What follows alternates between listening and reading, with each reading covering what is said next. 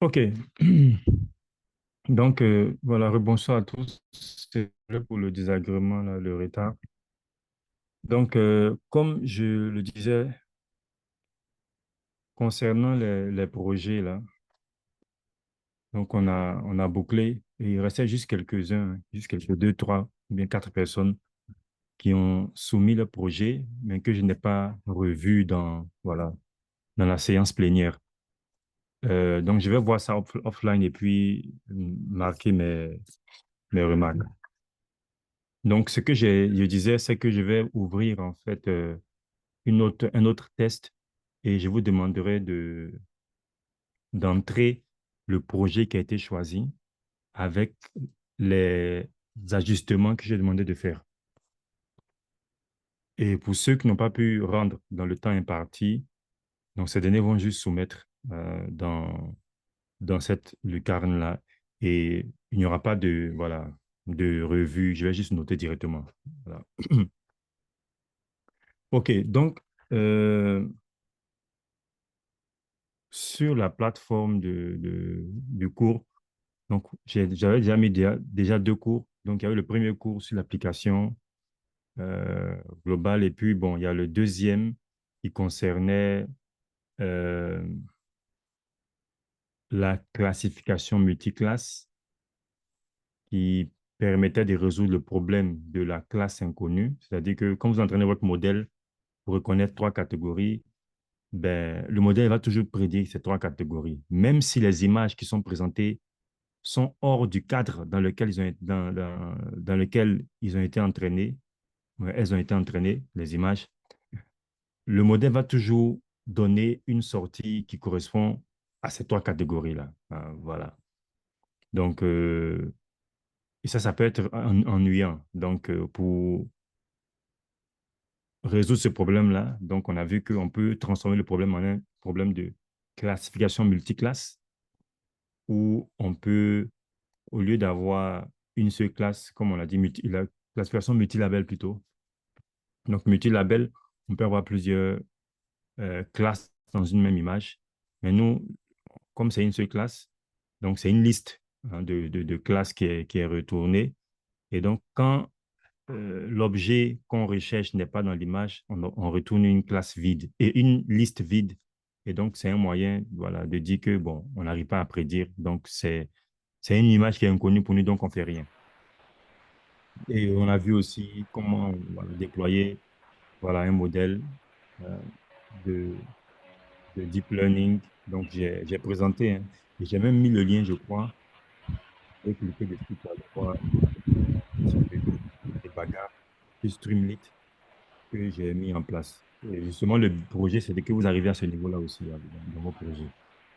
C'est ça que vous pouvez voilà, donner le lien à quelqu'un, puis la personne va tester pour voir le résultat. Et donc, là, en fait, on a vu comment ça fonctionne. On a pu voir, faire des applications. Donc, si je veux faire une image, par exemple, ça correspond à quelqu'un qui est en train de conduire une voiture. Donc, on voit une voiture là qui a toute une machinerie interne, mais sur le bord de la route, apprendre un peu à manipuler, voilà, le volant, l'embrayage, euh, comment on dirait, la boîte à vitesse, voilà. Et puis avec ça, bon, les différentes pédales, on peut se débrouiller et puis conduire la voiture. Mais on ne sait pas vraiment si on ouvre le capot, ben, tous les fils qui sont à l'intérieur, là, le moteur, a priori, on ne connaît pas trop comment ça fonctionne. Donc, on est un peu dans cette situation-là. Donc, tout ce qu'on a vu là, c'est un peu ça. Qu'est-ce qu'on peut faire avec? On a utilisé. Mais maintenant, on va enlever une couche. Donc, on va ouvrir maintenant le capot, si vous voulez. Puis, on va chercher à comprendre ce qui se passe à l'intérieur. Donc, c'est pour ça que, voilà, on va rentrer un peu dans la théorie. Et en comprenant comment ça fonctionne à l'intérieur, on peut mieux personnaliser le réseau, hein. On peut mieux personnaliser et puis on peut s'écarter un peu des contraintes des librairies qu'on utilise parce que les librairies, en fait, voilà, elles nous imposent une certaine contrainte. Il faut faire de cette manière-là, il faut suivre telle manière de faire. Mais quand on sait comment ça fonctionne à l'intérieur, on a maintenant plus de flexibilité. Donc, c'est ce qu'on va faire ici. On va voir un peu la théorie de l'apprentissage des réseaux de neurones. Euh, pour cela, Bon, là, j'ai fait un petit rappel là. Euh, de façon générale, hein, donc quand on parle de l'IA, qui est l'intelligence artificielle, c'est vraiment un sous-domaine de l'informatique, hein. Donc, il y a beaucoup de domaines à l'intérieur de ce sous-domaine-là qui est l'informatique et de l'informatique. Et parmi ces sous-domaines, il y a un sous-domaine qu'on appelle le machine learning ou apprentissage machine. Bon, il y a d'autres domaines, il y a d'autres sous-domaines, hein. Il y a ce qu'on appelle, on appelait autrefois les, les systèmes experts. Comment ils essayent d'écrire là? Ah, pas toujours facile hein, d'écrire avec le clavier là. Donc, il y a les systèmes qu'on appelle les systèmes experts, qui étaient des systèmes aussi bon, qui sont voilà, basés un peu sur l'IA. Voilà. Donc, ça, c'est aussi un sous-domaine aussi de l'IA. Mais parmi ces sous-domaines, les différents sous-domaines de l'IA là, ben, aujourd'hui, il y a un sous-domaine,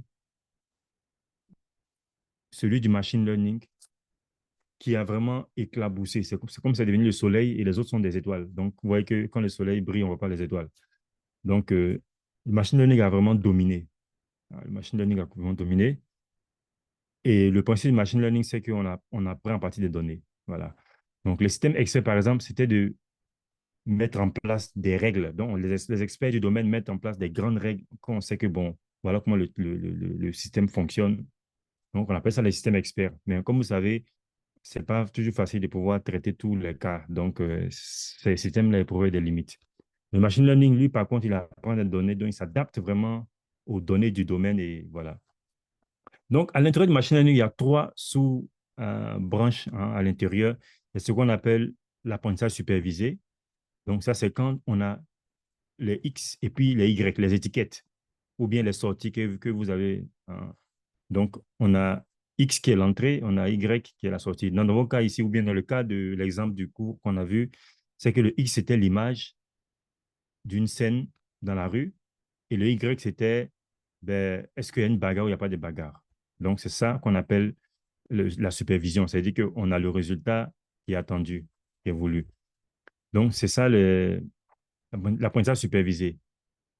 L'apprentissage non supervisé, par contre, on n'a que ben, le X seulement, on n'a pas d'étiquette. Et en général, ce domaine-là s'occupe vraiment de comprendre vraiment quelle est la structure du X. Donc, une application qui est connue, c'est les applications de clustering, par exemple. Donc, on a des données comme ça, on n'a pas des trucs, mais en observant, on essaie de voir, ah, les données là peuvent se... Il y a des ressemblances, en fait, dans les données. Donc, on peut les regrouper en groupes. Donc, c'est ce qui donne le clustering. Il y a aussi ce qu'on appelle l'estimation de la densité de probabilité, hein, aussi, qui est vraiment très, très important. Parce que si on peut estimer la densité de probabilité, c'est qu'on peut être capable de générer facilement les données X, des copies de X qui sont différentes de celles des données. Donc, en l'occurrence, ben, ce qu'on voit aujourd'hui hein, comme ChatGPT, il génère du texte. Donc, derrière, en fait, on a appris en fait la densité de probabilité de ces données-là. Donc, c'est ça, on dit en même PDX. Donc, la densité de probabilité, c'est, on va dire, pour un humain, c'est quelque chose de naturel. Je prends un exemple simple. Quand vous voyez un mouton, vous savez que ah, ça, c'est un mouton. Euh, on ne vous dit pas, vous savez que c'est un mouton. Si on vous présente une chèvre, vous dites, non, ça, c'est pas un mouton. Ça, c'est une chèvre. Clairement, c'est pas un mouton. Donc, au fait, au fond, c'est qu'au fond de vous, vous avez la connaissance de ce que c'est que un mouton. Donc, si je vais faire une abstraction, le mouton physique, là, vous voyez une image. Donc, c'est une image que vous voyez. Donc, cette image-là, en fait, il y a une structure qui se cache dedans qui fait que quand vous voyez la structure, vous savez que ça, c'est un mouton. Et quand la structure, là, elle est différente, ben, vous savez que ce n'est pas un mouton. Même si, on va dire, les configurations sont très différentes, mais vous êtes capable de savoir la structure. Donc, au fond, si on peut dire, vous avez peut-être une estimation de la densité de probabilité de ce que c'est qu'un mouton. Donc, si vous voyez peut-être euh, un animal qui est, bon, si il prend une biche, bon, pas une biche, euh, bon, prenons par exemple une chèvre, comme ce sont des animaux qui sont un peu proches. Si une chèvre est très grande et puis elle est un peu costaud, et puis ses cornes ne sont pas, on va dire, trop élevées et ça tend à être un peu enroulé, quand vous allez voir cette chèvre-là, vous allez commencer à douter un peu. Ah, est-ce que c'est vraiment une chèvre? C'est peut-être un mouton, hein? Donc là, votre probabilité votre estimation de probabilité va devenir peut-être 0,5 comme ça. C'est-à-dire que vous n'êtes pas trop sûr. Donc, en fait, vous avez en vous cette densité de probabilité-là. Donc, c'est ça, en fait, que on essaie d'apprendre. Et quand on réussit à apprendre ça, justement, on peut générer des données. Et donc, ce que vous voyez avec ChatGPT, en fait, c'est qu'il a appris le texte, comment l'humain écrit le texte. Donc, il a appris un peu la probabilité, comment on appelle ça même, il a pu estimer la probabilité, en fait, d'un texte. Est-ce que c'est quelque chose qui a du sens? Et donc, en connaissant cela, il est capable de pouvoir lui-même maintenant générer du texte. Donc, ça, c'est vraiment, voilà. Même les images que vous voyez aujourd'hui qui sont générées par les IA, donc, eux tous sont des modèles d'estimation de densité de probabilité. Et puis, enfin, on a ce qu'on appelle l'apprentissage par renforcement, qui est un peu proche de l'apprentissage supervisé, en ce sens où on n'a pas vraiment d'étiquette Y, mais c'est qu'on a ce qu'on appelle un agent, et l'agent dans un environnement, et il interagit dans son environnement. Et chaque interaction, en fait, euh, génère une sorte de feedback. Comme par exemple, je prends un homme qui est dans un environnement. Si tu prends un caillou, tu lances, ben, tu vas voir que avant que tu lances le caillou, l'environnement avait une certaine disposition. Mais quand tu as lancé le caillou après, ben, par exemple, le caillou a changé de position. Il n'est plus là où il était avant, il est dans une autre position. Donc, l'environnement a changé. Donc, j'ai interagi et l'environnement a changé. Donc, ce changement de l'environnement, là, en fait, ça crée une sorte de donnée, en fait. Et justement, c'est cette donnée-là qu'on prend pour entraîner le modèle en même temps. Donc, là, ce n'est pas que quelqu'un génère les données, mais c'est que les données sont générées à travers l'expérience dans l'environnement. Donc, c'est ça l'entraînement par renforcement. Et justement, bon, on va dire, les ChatGPT aujourd'hui, en fait, ils utilisent tous ces trois à la fois. Donc, c'est pour ça qu'ils sont vraiment très performants. Ils utilisent du supervisé, ils utilisent de non supervisé, ils utilisent aussi du renforcement aussi.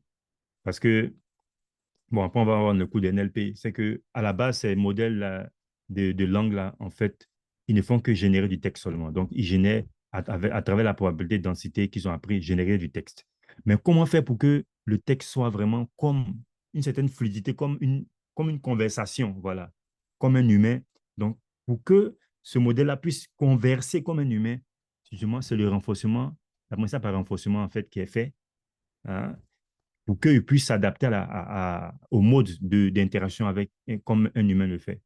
Donc, vous voyez qu'il combine tout ça à la fois pour pouvoir avoir ces résultats-là. Donc, grosso modo, voilà. Maintenant, le deep learning qui s'écarte sur ces trois domaines-là, c'est vraiment voilà, le sous-domaine du domaine, du sous-domaine qui brille. Donc, deep machine learning brille fortement, mais à l'intérieur du machine learning, là, ben, c'est le deep learning qui brille fortement. Parce que le machine learning, il y a beaucoup d'algorithmes, il y a beaucoup de modèles. Donc, on a les random forests, donc, qui restent toujours quand même des modèles de machine learning assez intéressants, hein. Le random forest, même la régression linéaire fait partie aussi, hein, des algorithmes de machine learning, hein. Donc, la régression linéaire aussi en fait partie.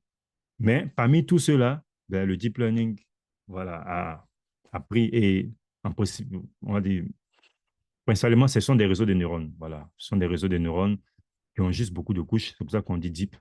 Et donc, c'est eux qui ont pris le dessus. OK. Pas de questions si ça peut aller. On peut progresser.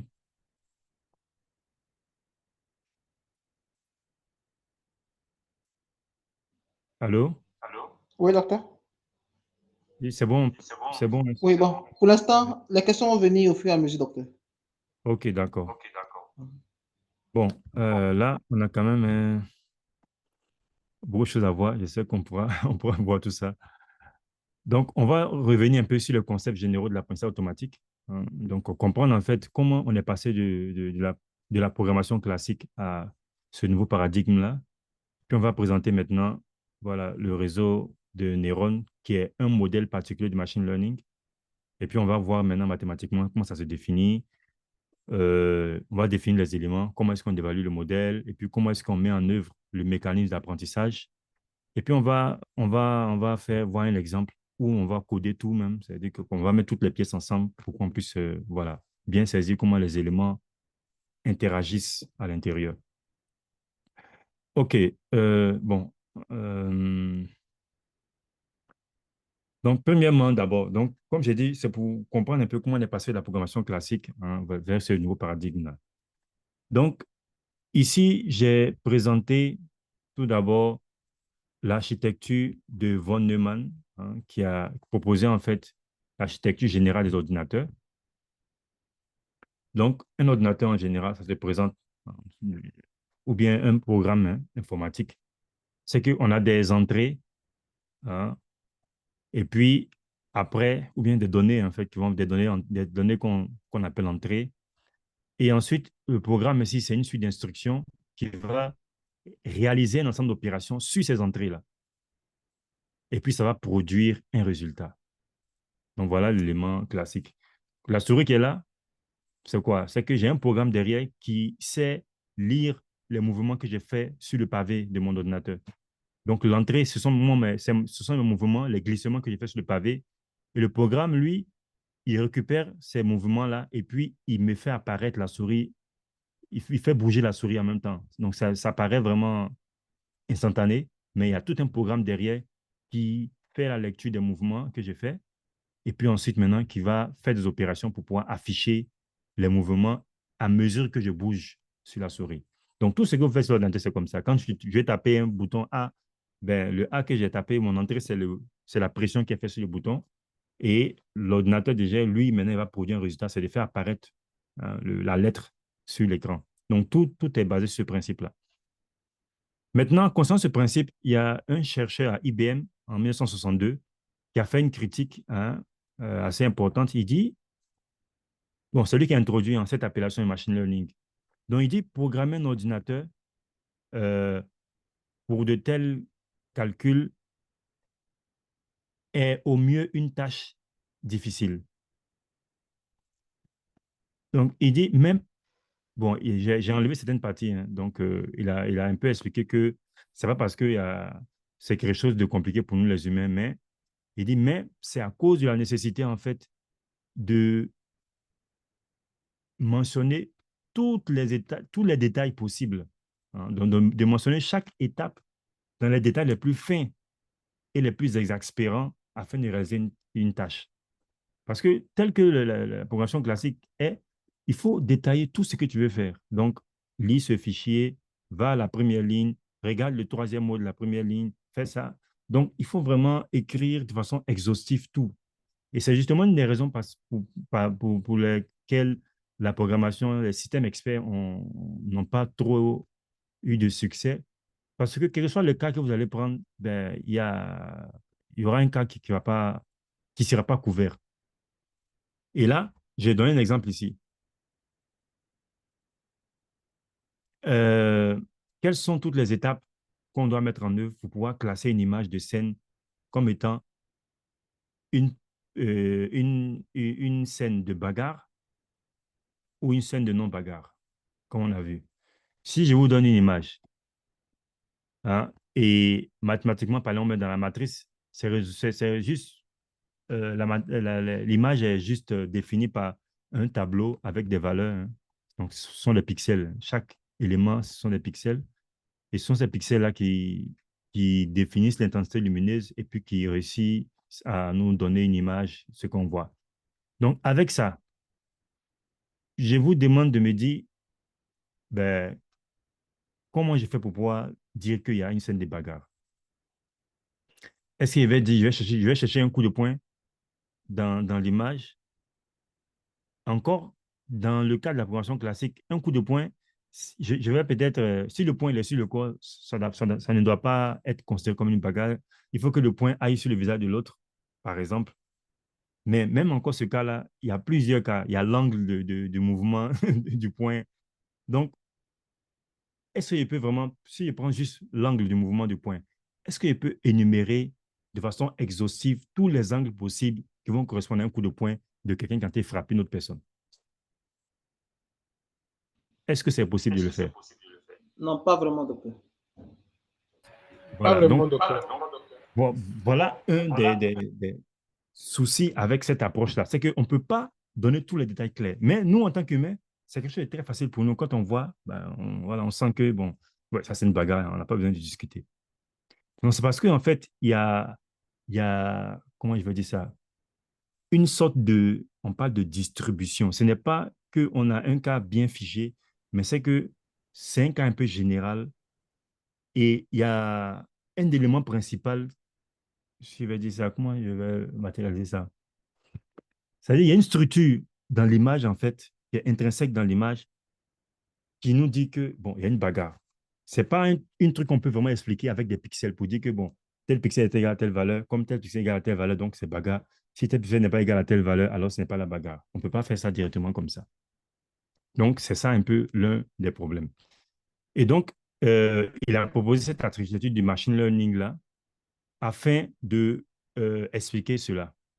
Euh, attendez, je ne sais pas pourquoi à chaque fois j'ai j'ai cette slide-là. Normalement, je ne dois pas avoir ce texte-là. Je pense que dans l'ordre euh, dans l'ordre des animations.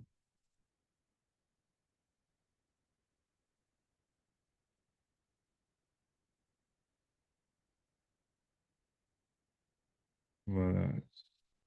Ça, attendez, je vais. Voilà. Je pense que c'est mieux comme ça. Voilà. OK. Donc, euh, voici l'architecture qui a été proposée par Van Neumann.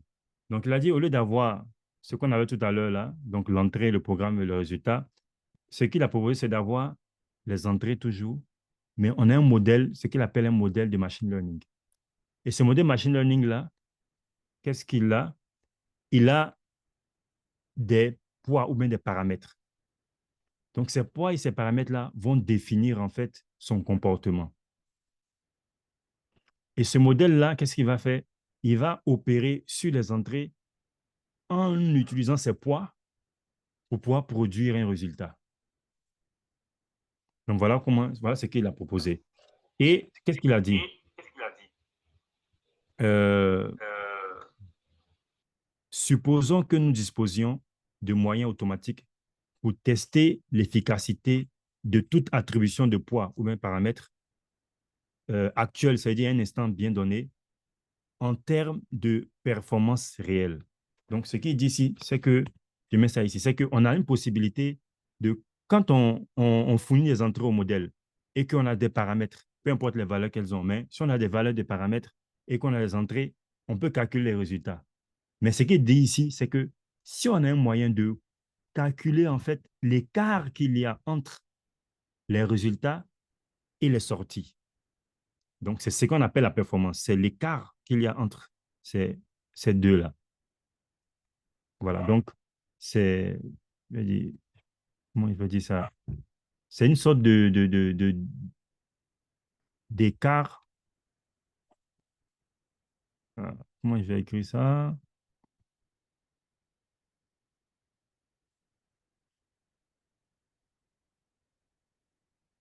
Voilà, c'est l'écart entre les résultats. Bon, je vais écrire R simplement, et puis les sorties.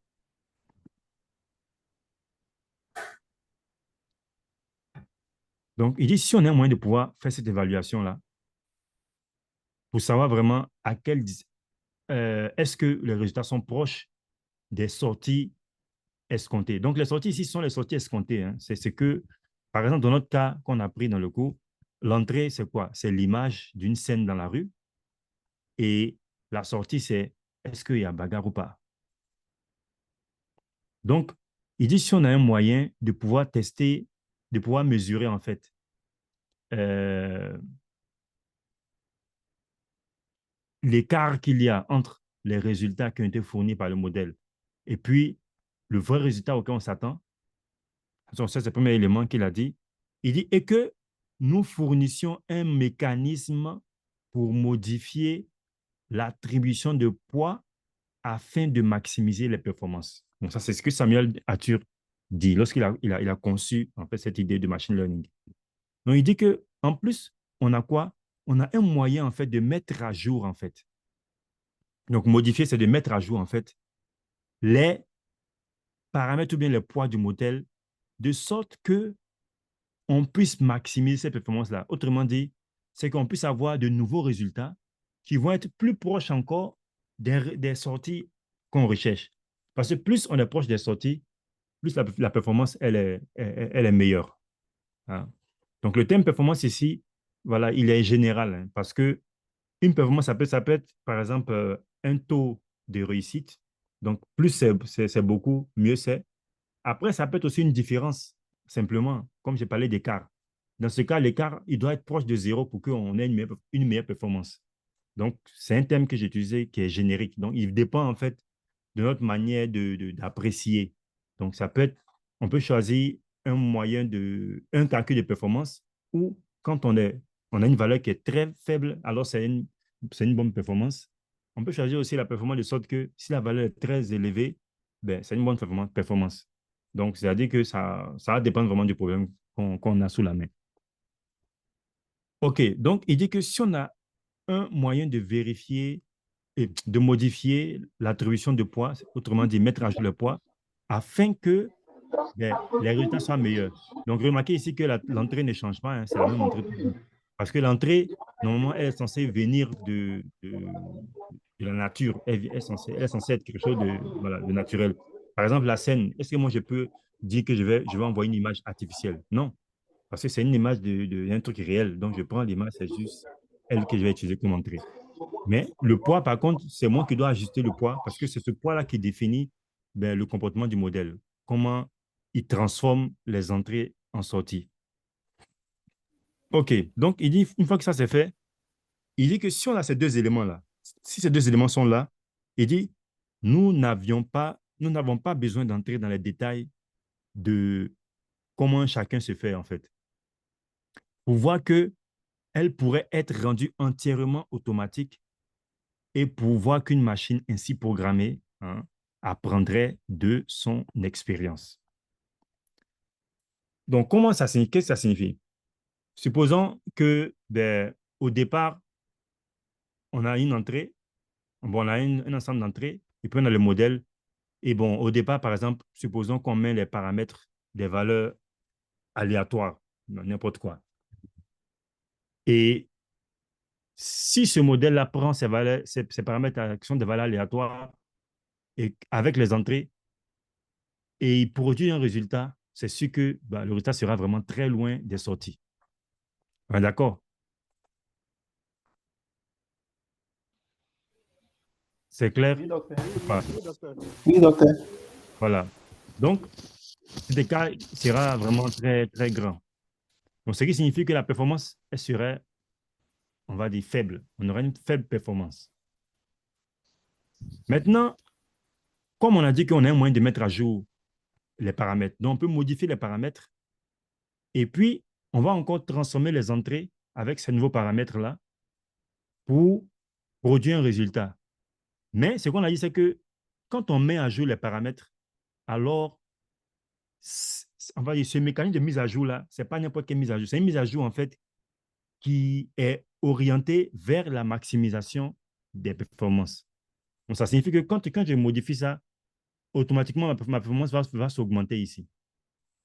Donc, si vraiment, on va dire, on ne rentre pas dans les détails de comment est-ce qu'on modifie pour pouvoir avoir la performance qui est maximale. Il dit qu'on suppose ça seulement. Donc, il a donné les grandes lignes. Donc, si on suppose que ça, c'est le cas, sans même comprendre comment ça se fait, mais si ça, c'est possible, alors, ce qui signifie qu'à la prochaine itération, c'est-à-dire la prochaine mise à jour, la performance va s'améliorer. Et quand on va faire une autre mise à jour encore, elle va s'améliorer. Donc, chaque fois qu'on va mettre à jour, elle va ne faire que s'améliorer seulement. Et bien, au final, si elle atteint une certaine performance qui est très, très spectaculaire, ce modèle-là, vraiment, ben, comme il a dit, ce modèle aurait appris de son expérience. Et donc, on pourra lui fournir l'entrée et puis pourra nous donner le résultat qui est quasi égal, qui est quasi égal à la sortie. Donc, j'ai voulu mettre un peu, à peu près, et voilà, environ. Bon, je n'arrive pas à faire le signe correctement. Mais voilà. Donc, en faisant plusieurs mises à jour, selon cette condition, si vraiment la mise à jour permet de pouvoir améliorer la performance, alors chaque mise à jour ne fera qu'améliorer la performance et finalement, le résultat sera vraiment quasiment égal à la sortie. Donc, voilà l'idée générale. Sans entrer dans les détails, comment est-ce qu'on fait, mais si on a, on a ces deux éléments-là, alors on a du machine learning. Donc, voilà comment il a défini cela. C'est clair là, jusqu'à présent? Allô, docteur. Allô? Allô, oui? D'accord. Docteur, moi j'ai une préoccupation. Et c'est que dans le modèle classique que nous connaissons, tel que vous avez présenté dans l'architecture première, c'est qu'il y a un programme, quand l'entrée vient faire le calcul, il y a une base de données dans le résultat. Mais la notion de poids paramètre, j'ai un peu du mal à représenter aussi. Je n'arrive pas à bien comprendre encore la notion surtout de poids paramètre.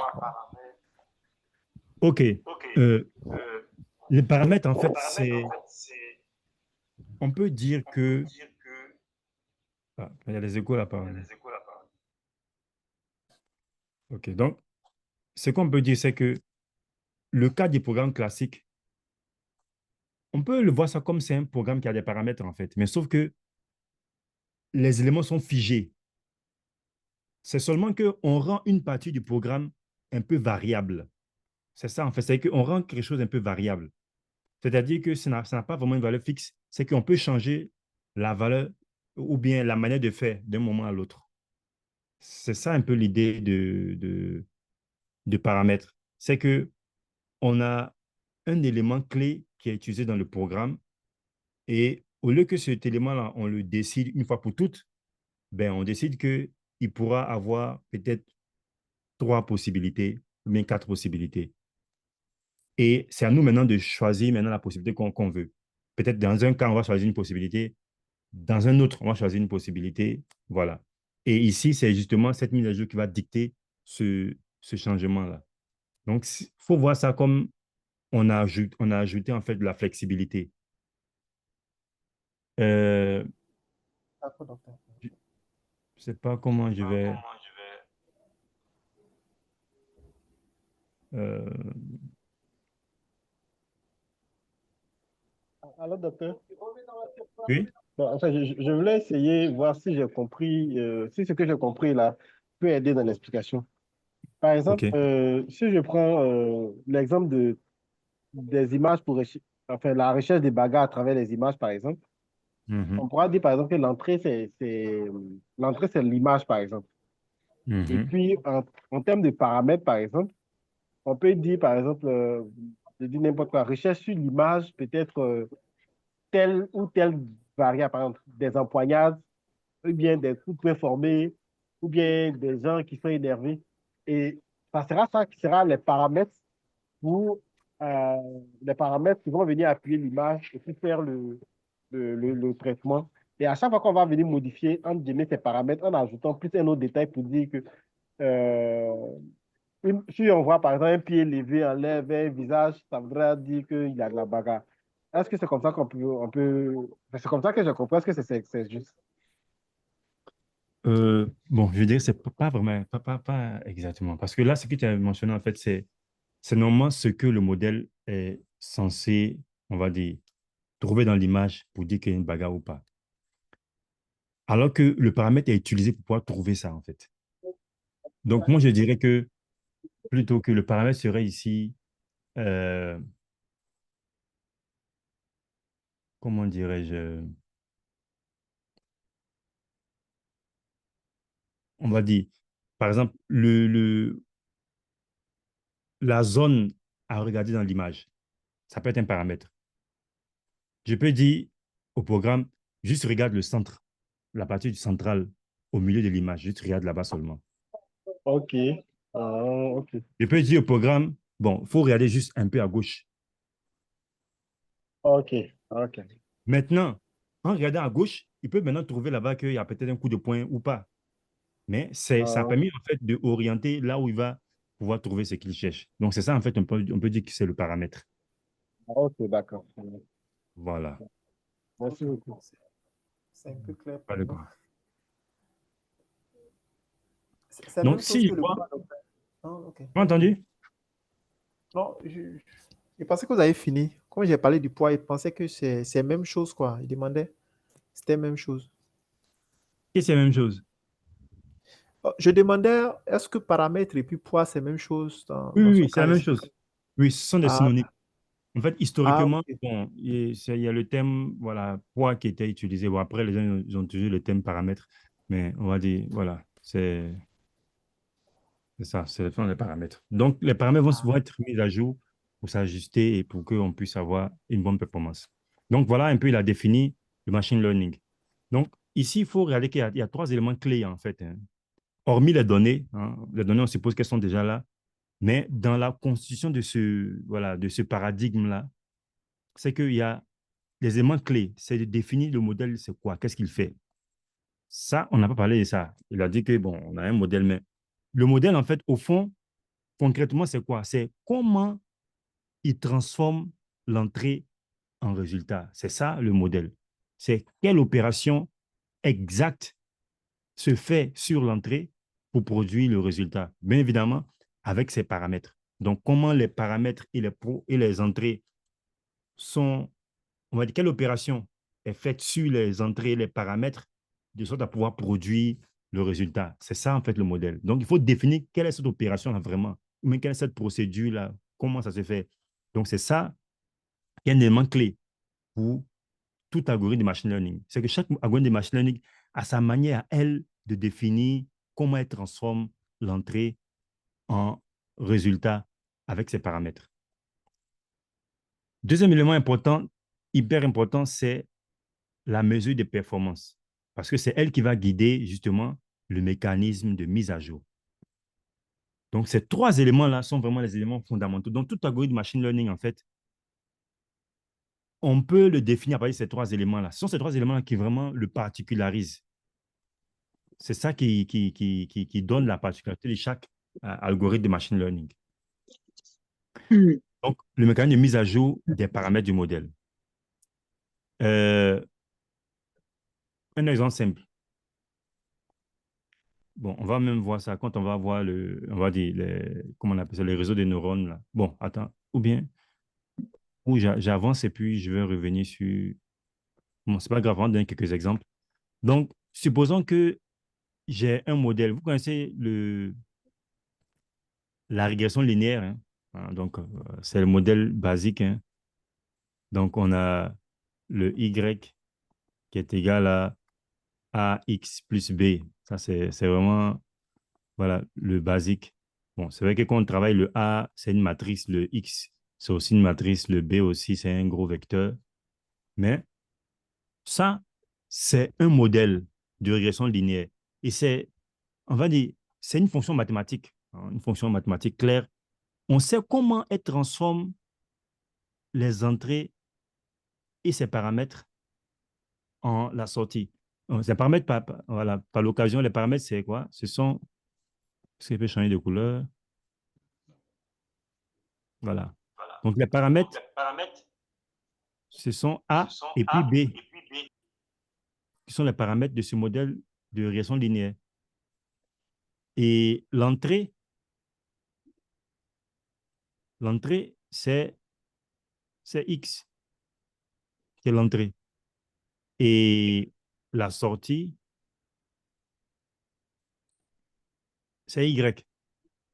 Mais là, on sait clairement ce qui se passe. On sait que le premier paramètre qui s'appelle A va se multiplier par l'entrée et puis on va additionner le second paramètre. Et ça va nous permettre de pouvoir produire le résultat. On voit qu'ici, c'est très clair le calcul qui va être fait. Est-ce que vous suivez? Oui, Oui, docteur. docteur, je suis. Ensuite, Donc, c'est ça, en fait, un modèle. Donc, chaque modèle de machine learning, il définit clairement comment il transforme l'entrée avec ses paramètres en résultat. Hop, attends, voilà, parce qu'il y a des échos là. Donc, ça, c'est pour la région linéaire. Vous, je sais pas si vous avez déjà vu les arbres de décision, par exemple. Hein, un arbre de décision. oui, Lui, oui. c'est tout un paradigme. Lui, comment est-ce qu'il fonctionne? Ben, lui, il va prendre la donnée, puis il va faire ce qu'on appelle un test. Donc, il va prendre X. Il va regarder X. Est-ce qu'il est supérieur à une certaine valeur? Et cette valeur, en fait, justement, c'est un paramètre. En général, par défaut, il choisit une valeur par hasard. Ça va être un alpha, comme ça. Il va voir est-ce que X est inférieur à alpha ou bien il est supérieur à alpha. Donc, quand il est inférieur, je vais mettre ici le signe inférieur à alpha, ben X va se déplacer pour venir quelque part ici. S'il est supérieur à alpha, il va venir ici. Et puis, ben, on va encore le comparer avec notre valeur qui va être un autre paramètre qu'on va appeler alpha. Bon, là, je vais dire alpha 1. Et puis, j'ai alpha 2. Et encore, je vais faire ça. Et ainsi de suite. Et ça va aller jusqu'à la fin. Et à la fin, j'aurai en fait, comment on appelle ça même comment je classifie ça? Le label sera à la fin au niveau des feuilles. Donc, lui, sa procédure, la manière dont il transforme l'entrée X en sortie, c'est tout à fait différent. C'est qu'il fait une série de comparaisons. Donc, c'est comme par exemple, c'est pas moi, vous partez dans un. Comment je vais dire ça? C'est pas trop. Vous partez dans un magasin, par exemple, et vous voulez payer des vêtements. Vous avez des spécificités à vous. Ben, par exemple, moi, je mesure telle taille. Donc, il faut que j'ai un vêtement qui ait cette taille. Donc, ça va rentrer comme ça. Ben, on va regarder la taille. Est-ce que c'est supérieur, c'est inférieur? Donc, on va mettre dans une catégorie. Donc, pour cette taille-là, voilà, allez dans tel endroit du magasin. Arrivé là-bas, peut-être encore, bon, vous avez peut-être une préférence de couleur. Donc, moi, c'est la couleur jaune que je préfère. Donc, il y aura encore une série. Les couleurs foncées, les couleurs light, c'est à gauche et à droite. Et à la fin, vous allez avoir vraiment le t-shirt ou bien le vêtement qui correspond à vos attentes. Donc, ça peut se présenter de cette manière-là. Donc, la manière de transformer l'entrée en sortie est carrément différente de ça, vous voyez. Donc, chaque algorithme a sa manière à faire de transformer l'entrée en sortie. Donc, vous pouvez vous-même en inventer d'autres. Vous allez, voilà, inventer. Donc, c'est ça la recherche scientifique. Et donc, aujourd'hui, on a un ensemble que les gens ont. Mais si vous mettez en place vous définissez notre type de modèle, une autre manière de transformer les entrées en sortie, vu que vous avez aussi une mesure de performance qui va avec un mécanisme de mise à jour aussi, vous aurez inventé un nouvel algorithme de machine learning.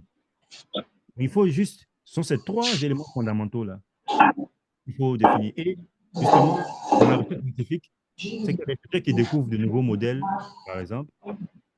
Euh, voilà. Donc, il y a certains qui cherchent de nouvelles mesures de performance. Hein. Donc, ça, tu veux trouver des artistes scientifiques qui sont juste là pour pouvoir trouver. Bon, moi, j'ai découvert de bons résultats.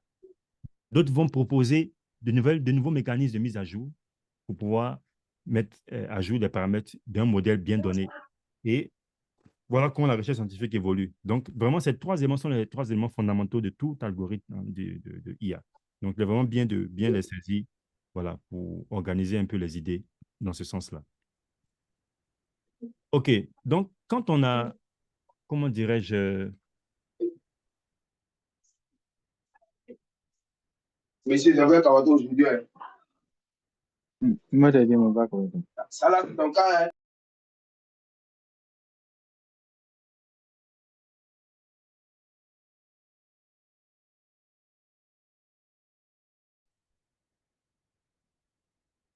la connexion me lâche. Est-ce que vous m'entendez? Allô? Oui, oui, oui, on vous Oui, on reçoit. vous entend. C'est le Oui, portail qui est on vous parti, reçoit, sinon on vous docteur. entend. OK, le partage est... Je vais répondre. Est coupé.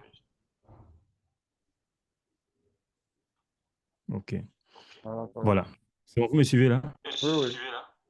OK. Oui, docteur. Donc, après avoir fait plusieurs itérations, on a eu un modèle qui a été bien entraîné et on va dire l'écart qu'il y a entre les résultats et puis la sortie n'est plus trop grand et on est satisfait plus ou moins.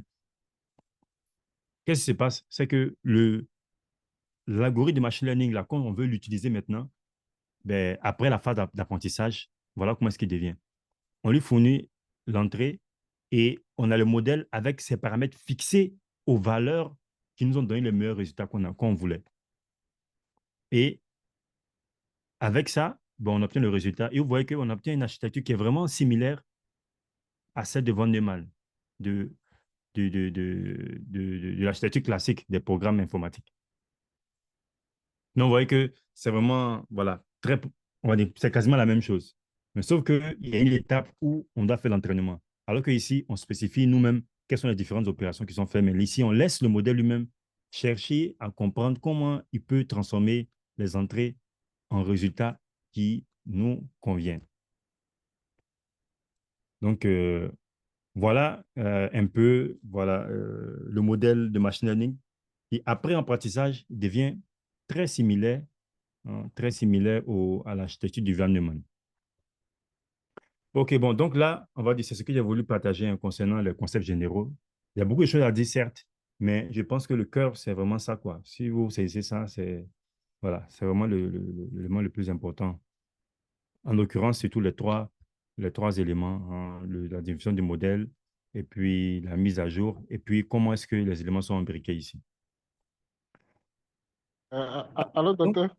oui, Oui, au fait, est-ce que vous pouvez revenir sur l'image précédente là?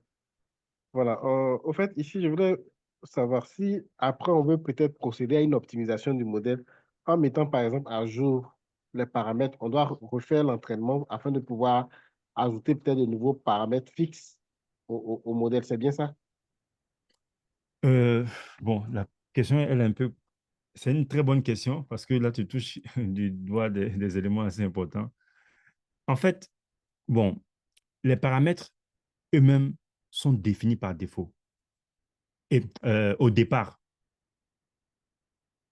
Et si on utilise le même modèle, on ne peut pas ajouter de nouveaux paramètres après.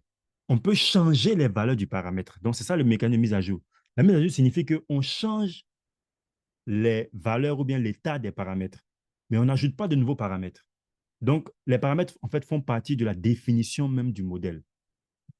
Comme j'ai pris l'exemple de AX plus B, quand il prend mon modèle de régression, ben, le A et le B sont spécifiés en même temps dans le modèle.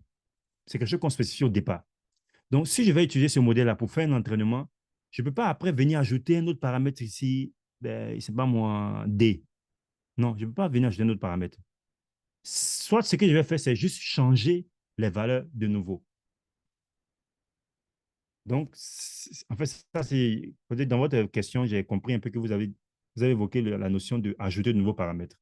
On l'a juste pour vous spécifier qu'on ne peut pas ajouter de nouveaux paramètres, puisque quand on définit même le modèle, on définit ce nombre de paramètres. Le nombre de paramètres est figé par le modèle. Ok, Maintenant, je vois. Mhm.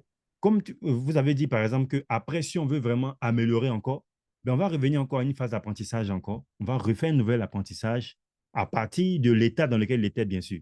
C'est-à-dire que vous n'allez pas encore reprendre à zéro ou, comme j'avais dit, on a des valeurs aléatoires, mais vous allez commencer avec ces valeurs figées, ces paramètres fixés là, qui étaient déjà quand même avancés, qui étaient quand même bons, parce qu'ils permettaient d'avoir des bons résultats. Et vous allez encore les affiner. Vous allez affiner encore ces paramètres-là, les valeurs de ces paramètres, pour qu'elles puissent rendre le modèle capable d'avoir encore de meilleures performances.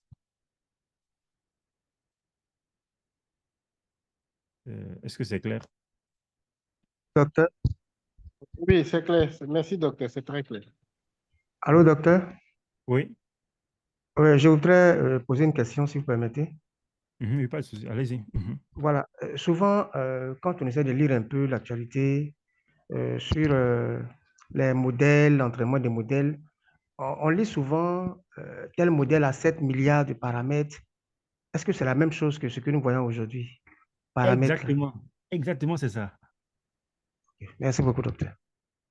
C'est exactement ça. Ce sont les paramètres. Donc, c'est-à-dire qu'on change les valeurs là. Donc, les 1 milliard de valeurs là, on change ces valeurs là pour qu'on ait le bon résultat.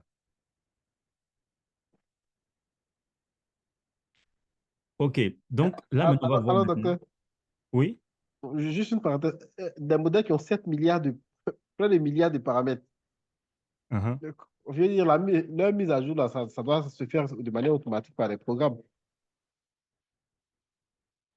Euh, Enfin, je m'interroge sur la mise à jour, vu la voilà. quantité de paramètres, au fait.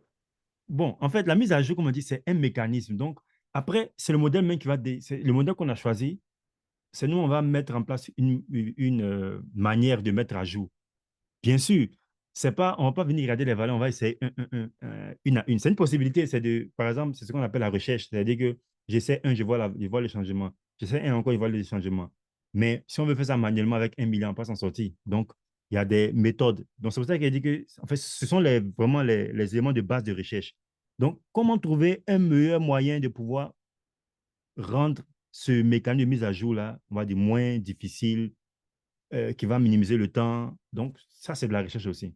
On va voir qu'il y a des méthodes qui existent, en l'occurrence pour les réseaux de neurones, qui est l'actualité. On va voir une méthode simple qui est utilisée jusqu'à présent, qui existe depuis très longtemps, hein, juste les années, je pense que ça existait depuis les années 1900, même 1800.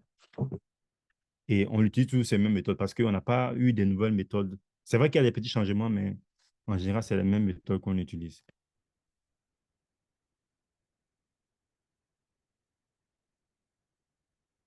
C'est clair? Oui, docteur, c'est bon. Merci beaucoup.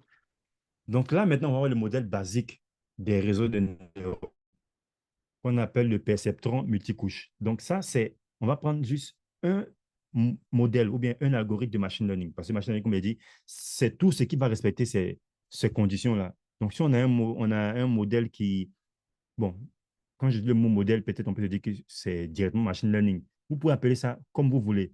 Mais surtout, le plus important, c'est quoi? C'est qu'il transforme des entrées avec des poids en résultats. Et que j'ai un mécanisme de mise à jour. Bon, et que j'ai un moyen de mesurer la performance, c'est-à-dire l'écart entre le résultat et puis ce qui est attendu, et que j'ai un moyen de mettre à jour, alors ce que j'ai, c'est du machine learning. Voilà, de façon, on va dire très simple. Si j'ai cet ensemble d'éléments-là, alors j'ai du machine learning. Maintenant, comme j'ai dit, c'est qu'il y a plusieurs. Donc, pour pouvoir prendre un algorithme particulier de machine learning, qu'est-ce qu'il faut faire? Il faut, euh, premièrement, définir le modèle lui-même déjà. Ça correspond à quoi? Comment est-ce qu'on transforme l'entrée en sortie? Et quand je définis le modèle, le modèle, après, je dois définir la mesure de performance et je définis le mécanisme de mise à jour. Quand je définis ces trois-là, automatiquement, j'ai un algorithme de machine learning.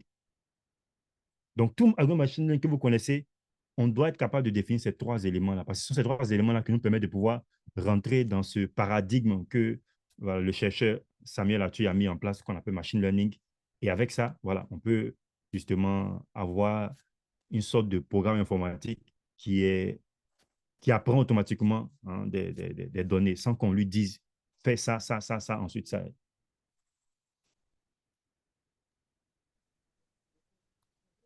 OK, donc, premièrement, la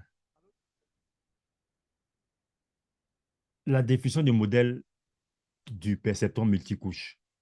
Donc, lui, c'est un peu comme la régression. Hein. C'est un modèle mathématique. C'est qu'on va additionner euh, l'entrée, on va multiplier avec certains paramètres, on va additionner encore, on va multiplier, on va additionner, multiplier. Donc, c'est un truc très direct, une opération mathématique. Euh, Maintenant, cette opération mathématique-là, elle est un peu complexe. Donc, premièrement, d'abord, je définis certaines variables pour faciliter après l'écriture, quoi. Donc, j'appelle Y prime, ça c'est ce que j'appelle la sortie, c'est-à-dire ce que le réseau ou bien le modèle me produit. Donc, quand j'ai mis Rn, c'est pour dire réseau de neurones. Hein. Donc, il y a l'entrée X et puis qui a un paramètre, qui a les paramètres, ou bien j'appelle l'ensemble des paramètres, hein, parce qu'il y a beaucoup de paramètres, W. Donc, ça, c'est ça l'entrée. Et là, on a les paramètres. Maintenant, cette fonction mathématique-là, elle est quoi? Elle est en fait une composée de fonctions simples. C'est une composée. Vous connaissez la composée de fonctions, non? Vous vous en Oui, docteur. rappelez? Oh, oui. Oui, oui, docteur. Voilà. Donc, en fait, si on prend n égale à 2, ben, on va avoir f de 2 rond f de 1. Donc, si j'applique cette fonction-là, un x, non, c'est ça, non, on dit que f de 2 rond f1 de x, c'est égal à f2 appliqué à f1 de x. C'est-à-dire que f1 de x va me donner une valeur, et cette valeur-là, je la mets directement dans f2. Vraiment, l'écriture avec... faut que je cherche un pavé avec un stylet pour faciliter l'écriture, là.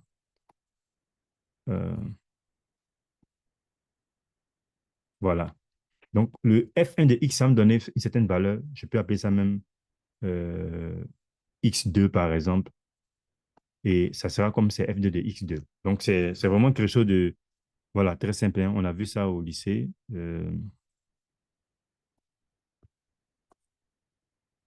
OK. Donc, voilà comment c'est défini. Maintenant, bon, c'est pas encore clair là, parce que j'ai dit f, mais f c'est quoi? Donc, la question c'est fn-1, c'est égal à quoi? Donc, avant ça, déjà, pour faciliter les, la notation mathématique, pour faciliter la notation mathématique, pour rendre ça plus facile, c'est que je définis x0 en fait égal à l'entrée même, hein, l'entrée réelle. Donc, x0, je l'appelle, je dis que je fixe est égal à x. Et maintenant ici, ce que je dis maintenant, c'est que fi, donc quand on met fi ici, c'est n'importe quel de ces f qui est là, avec un indice i. Donc, ça peut être i est égal à n, ou bien c'est égal à n-1, ainsi de suite. Bon, déjà, avant de venir là, excusez-moi, donc le fait qu'on a fn-1 égale f1 là, ces f là, en fait, c'est eux qu'on appelle couche. Hein, c'est eux qu'on appelle couche. Donc, c'est ça une couche. Donc, quand on dit perceptron multicouche, vous pouvez comprendre pourquoi on dit multicouche, parce qu'il y a plusieurs couches. Donc, on a composé les couches. Donc, c'est ça, en fait. C'est un vocabulaire, en fait, qui s'est développé, hein. Donc, bon, voilà, on peut appeler comme on veut, mais c'est le thème qui est historique, c'est que c'est appelé sa couche. Donc, chaque fonction est une couche. Donc, c'est pour ça qu'on parle de multicouche. Donc, maintenant, le FI est égal à quoi? C'est égal, c'est lui-même aussi une composée de deux fonctions simples. Une fonction qu'on appelle activation. Encore une fois, c'est historiquement, c'est un nom qui a été donné, hein. Et puis, une autre que j'ai appelée LI. Et LI, en fait, c'est exactement l'équation linéaire que vous connaissez, que j'ai présenté tout à l'heure pour la régression linéaire. C'est vraiment le AX plus B qu'on a vu depuis le collège. Bon, je ne sais pas trop si les programmes ont changé même. Par exemple, moi, j'ai vu ça en troisième. Je pense beaucoup, c'était parein. En troisième, les fonctions affines AX plus B. Bon, naturellement, ce n'est pas A scalaire X et puis B scalaire. Ce sont des matrices dans notre situation parce qu'on travaille en grande dimension. Mais c'est la même chose. Donc, ici, je présente une autre manière d'écrire les choses. C'est que pourquoi j'ai introduit le X0 là, c'est pour faciliter les choses. C'est que je vais appeler F et XI, c'est égal à FI de XI moins 1. Donc, vous allez m'excuser un peu avec le II. Bon, ça permet de pouvoir vraiment écrire les choses plus simplement. Sinon, on va avoir des formules qui vont exploser qui vont remplir trop les slides. Donc, FI, là, on a dit que c'est égal à quoi? C'est égal à l'activation composée LI.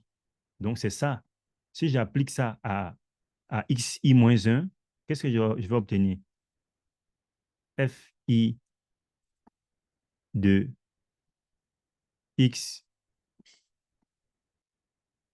XI-1.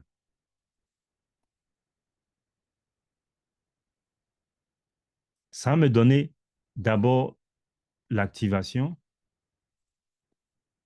comme on a vu tout à l'heure là, qui est appliquée à LI de XI-1.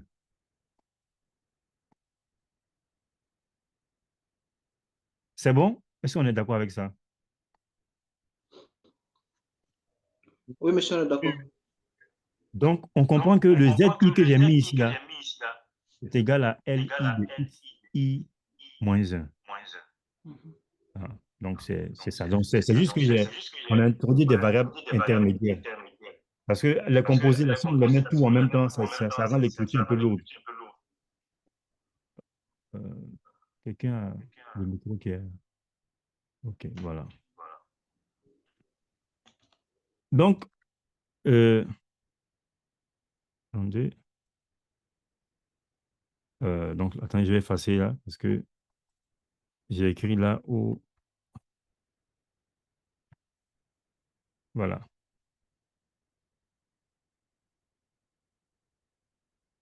Donc, ensuite,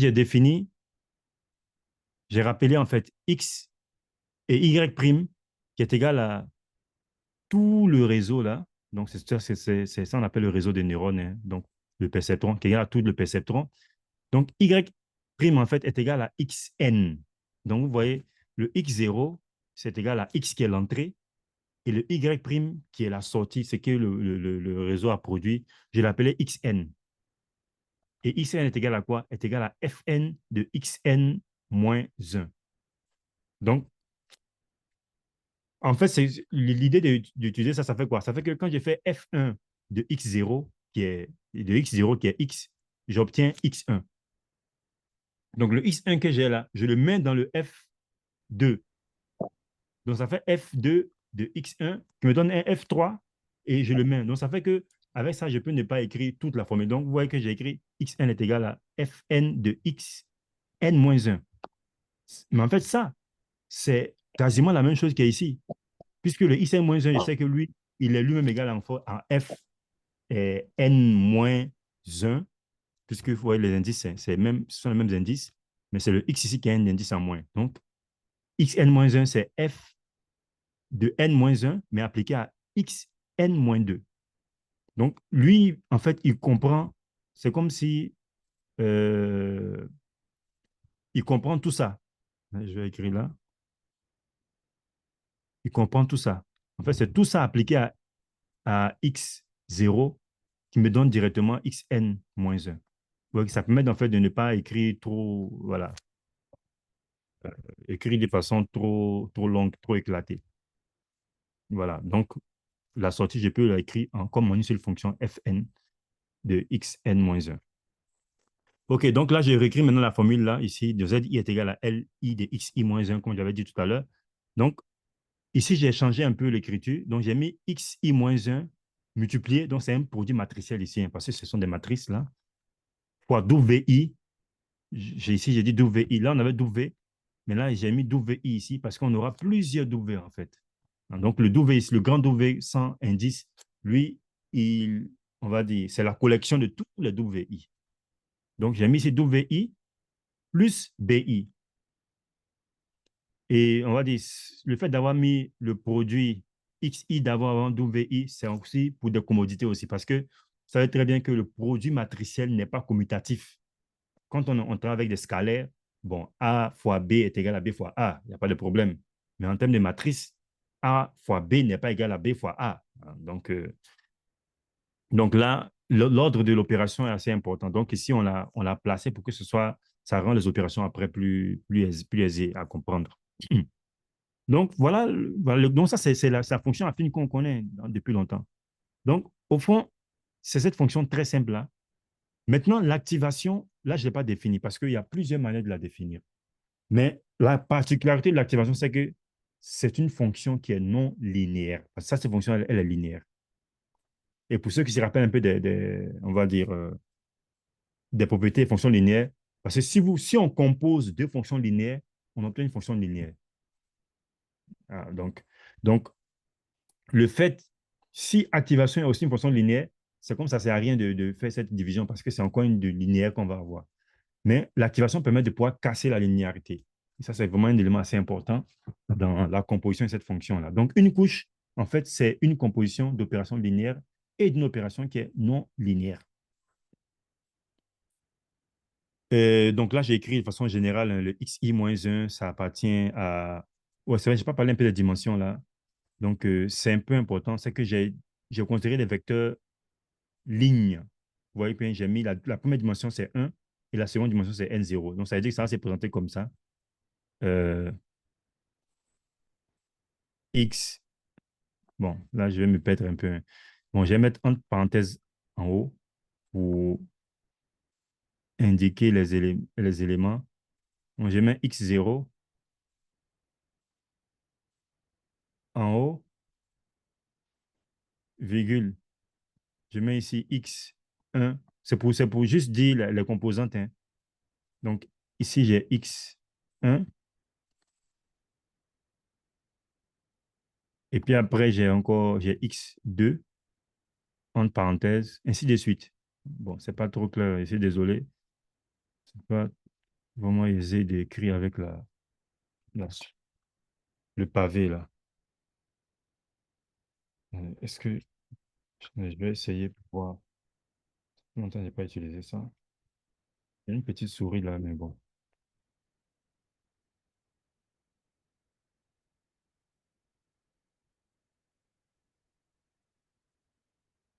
OK, donc c'est ça. Donc ici, il y a un petit travail en fait voilà, minutieux de s'arranger à ce que les produits soient possibles. Comme vous savez que quand on fait des produits matriciels, il y a une condition. Le nombre de... Qui peut me rappeler? Le nombre de colonnes Est de la égal au première nombre de matrice. lignes, monsieur. Voilà, doit être égal au nombre de lignes de celui qui suit après. Hmm. Donc ça veut dire que le X ici doit avoir le même nombre de... le nombre de colonnes ici doit être égal au nombre de lignes de WI. Donc, quand on prend un vecteur comme qui est ici, qui est ligne, donc ici, on doit avoir N0 éléments pour le cas si je prends le cas de la matrice W0, par exemple, on doit avoir le nombre de lignes doit être égal à grand N0. Exactement, Ça monsieur. puisse, voilà. Donc, le calcul puisse se faire. Donc, c'est ce que j'ai mis après là. Donc, ça, ce sont les conditions, voilà, mathématiques, hein. Bon, on ne peut pas échapper aux mathématiques, hein, parce que voilà, c'est quelque chose qui est vraiment fondamental. Ça nous permet de faire beaucoup de choses. Donc la taille de la matrice WI, c'est NI-1 NI. Voilà, parce que pour le cas de 0, on a vu que le nombre de lignes, ça va être égal à N0, mais le nombre de colonnes, ça va être égal à N1. Hein. Donc ZI et BI, ce sont des vecteurs colonnes avec comme taille 1 fois N indice I. Donc, W, comme j'ai dit tout à l'heure, c'est lui qui est l'ensemble de WI et BI. Donc, c'est ça qu'on appelle l'ensemble des paramètres de modèle. Donc, vous pouvez comprendre un peu que les modèles d'un milliard de paramètres sont des modèles en général qui ont beaucoup de couches. Parce qu'à chaque niveau, si vous regardez bien, en fait, chaque FI a des paramètres. Il a des WI et des BI. Et comme on voit, WI, c'est une matrice avec un nombre de lignes, un nombre de colonnes. BI aussi, c'est un nombre de colonnes. Donc, quand on dit, par exemple, 4 millions de paramètres, c'est le nombre de lignes fois le nombre de colonnes de WI, parce que c'est quelque chose de carré, c'est une matrice. Donc, si elle a 5 lignes et 4 colonnes, ça veut dire que la matrice elle-même va avoir 20 éléments déjà. Et si le vecteur, par exemple, c'est un vecteur qui a une taille 5, ça fait déjà 25 pour une seule couche seulement. Donc, c'est comme ça, on compte ces paramètres-là et puis on vous dit, par exemple, que vous avez combien de milliards. Donc, là, j'ai pris un cas très simple, 5 fois 4. Ben, la réalité, c'est qu'on a des cas où les matrices là sont des matrices de 1000 sur 1000. Donc, facilement, on peut avoir 1 million avec, avec seulement une seule matrice. Donc, voilà ce qui fait que ces nombres-là de paramètres-là sont importants. Dans le cas des réseaux de neurones. Donc là, on est en train de voir le cas spécifique des réseaux de neurones. OK. Donc là, à partir de là, je pense que le modèle, il est clairement défini. Si on donne un X, on sait comment on peut trouver le Y'. Est-ce que c'est clair pour tout le monde? Ah, monsieur, c'est bon. Oui, c'est bon. Ça va, docteur. Voilà. On fait l'opération, elle est très simple. Bon, c'est vrai qu'il y a beaucoup d'opérations imbriquées, mais c'est très simple. C'est juste une opération linéaire avec une opération non linéaire. Donc, je n'ai pas parlé d'une activation ici, mais peut-être pour donner un exemple, il y a une activation qui est très populaire, qui est la plus simple, hein, on l'appelle ReLU, c'est que quand X, la valeur, est supérieure à 0, alors ben, on retourne la valeur X même. Et quand X est négatif, ben, on retourne 0 tout simplement. Donc, ça transforme en fait une partie de xi moins 1, là. Non, comment est-ce que je vais mettre ça? Voilà, zi. Voilà, zi qu'on va obtenir. S'il y a des composants de zi qui sont négatifs, ils vont devenir tous 0. Et ceux qui sont positifs vont rester intacts. Voilà une fonction d'activation qui est hyper simple. Donc, souvent, les termes, bon, historiquement, ils ont des termes qui paraissent compliqués. Si quelqu'un entend activation, il peut penser à quelque chose de compliqué, alors que c'est quelque chose de très simple. Et la plupart des réseaux aujourd'hui utilisent ça, hein, cette activation très simple. Donc, les valeurs négatives sont ramenées à 0 et les autres valeurs restent intactes. Voilà ce qui se fait. Donc vous voyez que ce n'est pas quelque chose de compliqué comme opération. OK, donc on a défini le modèle. Donc, deuxièmement, on va définir maintenant, on va voir un peu la mesure de performance. Donc là, je réécris ici un grand X qui est un vecteur colonne ici, où j'ai X1, j'ai mis ça en parenthèse comme ça, jusqu'à XK. En fait, ce X1 jusqu'à XK là, chaque X1 ici, c'est un de ces X qui est là, en fait. C'est une entrée. Parce que ici, j'ai présenté juste avec une seule entrée. Donc, ce grand X qui est présenté, c'est juste une seule entrée, en fait. Donc, ce qui fait que ben, celui-là, en fait, ce X-là, c'est toute une ligne, tout un vecteur ligne. Voilà pourquoi ce choix de ligne a été fait. C'est un peu judicieux. Donc, j'obtiens ici tous les X1. Je peux mettre ça comme ça, X1 avec la composante. Bon, on va faire la composante 0 jusqu'à la composante N. Si c'est N, N plus 1, la taille, le nombre d'éléments qu'on a, c'est N plus 1. Donc, ça veut dire que finalement, ce X-là, c'est une matrice maintenant. Vous voyez que ça sera une matrice carrée. Donc, c'est pour ça que ce choix pour faciliter les choses, donc sur chaque ligne, on aura en fait une entrée. Voilà. Donc, chaque ligne sera une entrée. Chaque ligne sera une entrée. OK. Donc, ayant cela, bon, je vais tout effacer. Pareillement aussi, le Y, je l'appelle Y. Donc, vous voyez qu'ici, je n'ai pas mis de prime ici. Le Y, en fait, ça, c'est la vraie sortie. Donc, ce qu'on a vu tout à l'heure, on a appelé sortie. Et le Y prime, en fait, c'est le résultat.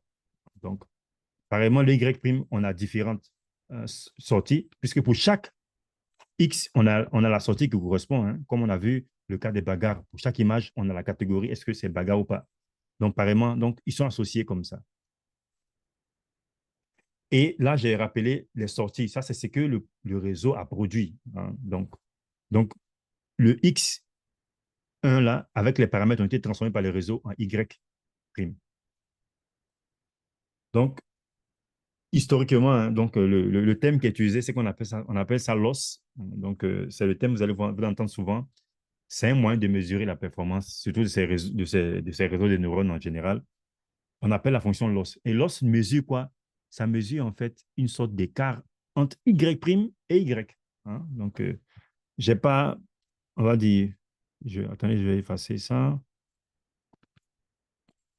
Voilà, l'écart qu'il y a entre Y' et puis Y. Et en fait, cet écart-là, on le calcule comment? Il suffit seulement de sommer l'écart qu'il y a en chacun des éléments. Donc, par exemple, pour la première entrée, là, quel est le résultat que le réseau a produit? Je regarde ça. Et puis, je vais regarder le vrai résultat attendu pour cette seule entrée-là. Et je vais voir la différence qu'il y a entre les deux. Et je vais calculer une valeur qui va manifester en fait cet écart-là. Et je mets à côté. Et je le fais encore pour la deuxième donnée, ou la deuxième entrée. Et je mets à côté, ainsi de suite jusqu'à l'entrée 4, jusqu'à l'entrée K. Et après, je somme le tout. Donc, c'est ça qui est là. Donc, c'est en fait l'écart ou bien le loss qu'il y a entre les résultats qui ont été produits par le réseau et puis les vraies sorties, les résultats auxquels on s'attend. C'est juste qu'on regarde pour chacun pour chacun des résultats produits, quel est l'écart avec le vrai résultat auquel on s'attend. Et pour chacun, on calcule et puis on somme. Maintenant, le loss qu'il y a maintenant pour chaque élément individuellement, ça encore, ça dépend. Il y a plusieurs fonctions de loss qui existent. Hein? Donc, bon, en fait, après, j'ai donné un exemple après, hein, mais je peux peut-être déjà anticiper.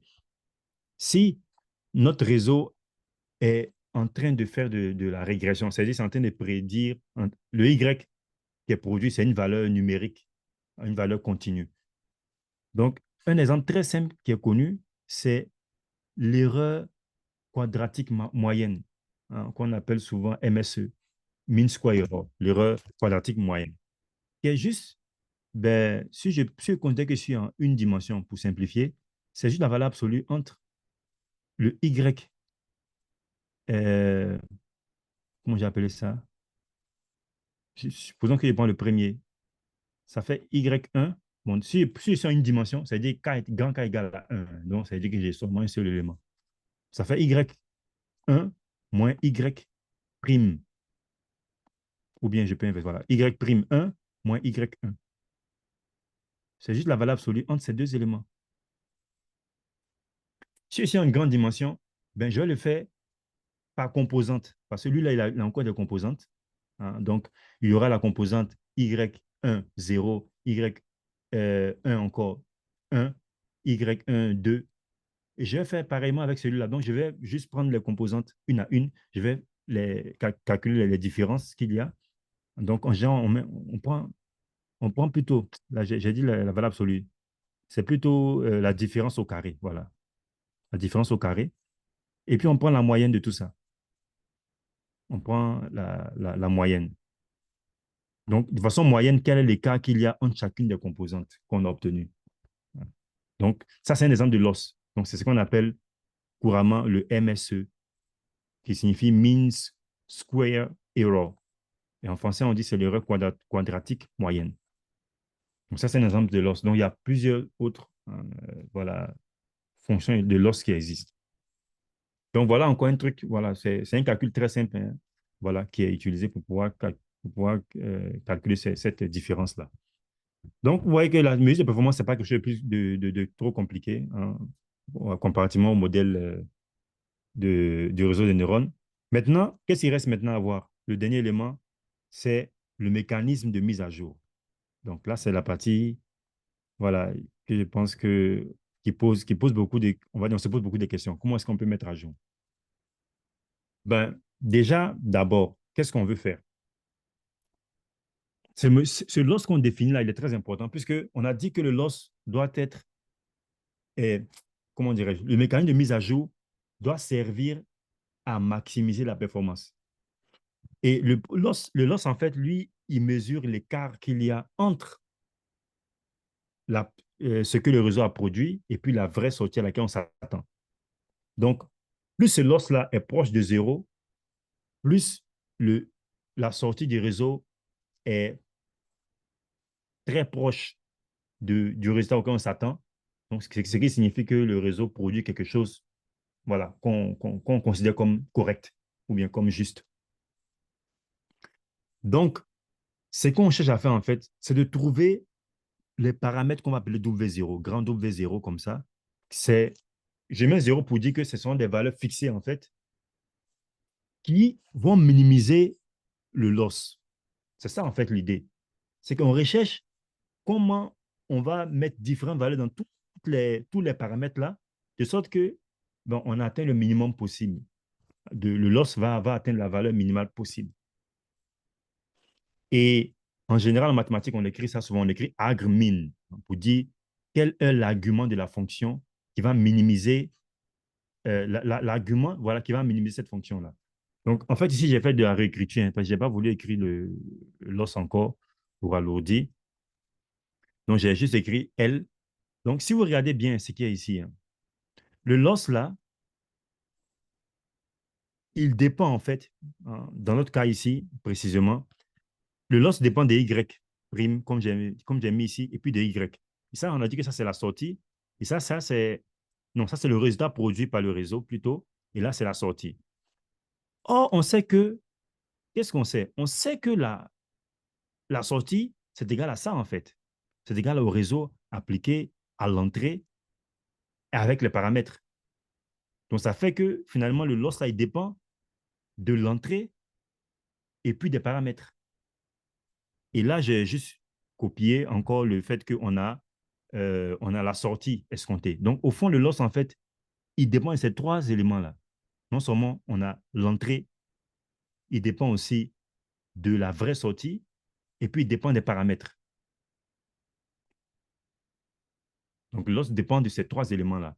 Mais, un élément important, c'est que, je n'ai pas mentionné ça ici, mais c'est que l'entrée et puis la sortie sont des éléments figés.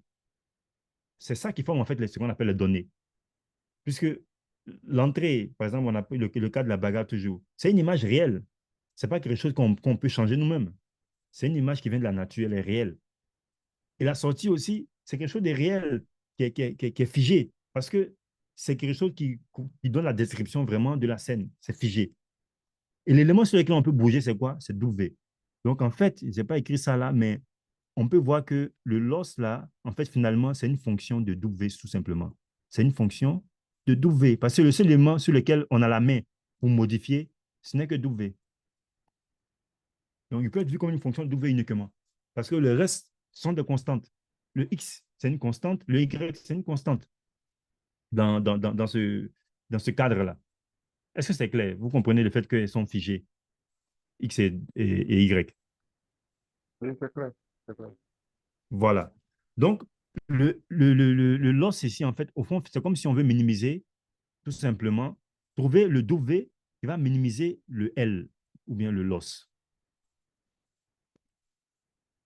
Et pour ce faire maintenant, comme je dis, il y a plusieurs possibilités. On peut, par exemple, se dire, bon, OK, donnons des valeurs à chacun de ces W-là et puis on calcule le loss pour voir.